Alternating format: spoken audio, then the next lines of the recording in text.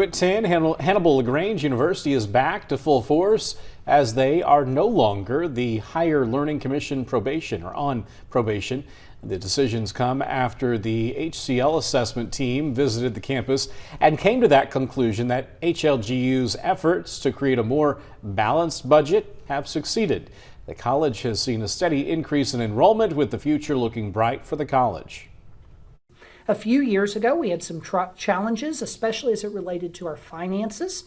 Since that time, we have fully restructured and reorganized. You've restructured, you've reorganized, your enrollment is moving in a positive direction, and Hannibal LaGrange is a good place for students to choose. With the removal from probation, the college says they are back to continuing providing academic excellence.